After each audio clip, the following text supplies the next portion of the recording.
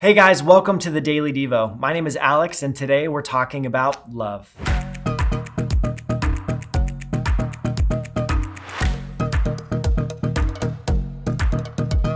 We're talking about the fruit of the Spirit, and in doing so, Paul, the writer of Galatians, pens this piece of literature together, and he talks about walking in step with the Spirit. We are people that bear fruit or grow fruit. Paul isn't saying that we grow actual fruit, but what he's saying is healthy trees grow fruit, and they're supposed to bear or grow a specific type of fruit. An apple tree does not grow bananas. An apple tree, if it's healthy, is supposed to grow apples. And if we are healthy or walking in step with the Spirit, we grow fruit. Paul, when he wrote this, is riffing off one of the most famous passages where Jesus says, "If you abide in me and I in you, you will bear much fruit." The passage was in John, and Paul is talking about, showing us what the church in Galatians, what a Holy Spirit church looks like. Now, I just shook things up a bit. I just said the Holy Spirit. A lot of people have some ideas or preconceived notions about the Holy Spirit. And Paul is trying to show us what a church that walks and lives and breathes in the Holy Spirit is supposed to be about. And this is what he writes in regard to the fruit of the Spirit in Galatians. But the fruit of the Spirit is love.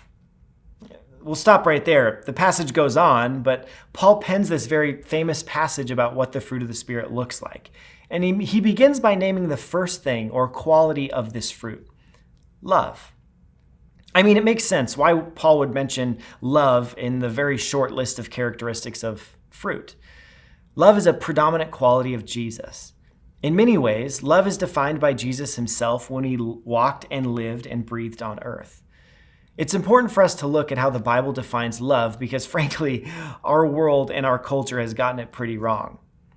We like to say stuff like, "I love In-N-Out Burger," "I love ice cream," or whatever. And what we are virtually saying is that thing that I love, I would like to consume it to please me. We are the object of our own affection when it comes to love. We love something inasmuch as it serves a purpose for us.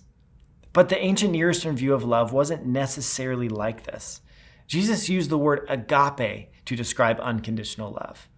And it doesn't reflect so much me getting something from the thing that I love. Rather, I love it despite its wrongness. Or maybe I could say, because I love something, I will serve it to give it purpose and meaning in the world. This is the true meaning of unconditional love. And ultimately, the true meaning of what love looks like as a fruit of the Spirit. Typically, there is a give and take to love. Take a marriage, for example. I find benefit from my marriage if I get something out of it. Maybe I do the dishes and, she does the laundry, or I take care of the lawn and she takes care of the kids. There is this I scratch your back and you scratch my back type of mentality. This idea isn't all bad, but this is the way in which the world describes love. I love you if. But is it possible to love if there is no take, there is only give? Is it possible to love something that is so unlovable? And this, friends, is what we see in and through the person of Jesus the Christ. The Bible tells us that God so loved the world representing something that is unlovable, not righteous, not good. And the Bible says that Jesus didn't just love it, but he so loved it. It continues to say that he so loved it that he gave. He paid, he gave and gave and gave with nothing in return. He gave. When we as followers of Jesus walk in step with the Spirit and produce fruit in our lives, we begin to produce love. This unconditional love where we serve without getting anything back. The give, give, give mentality.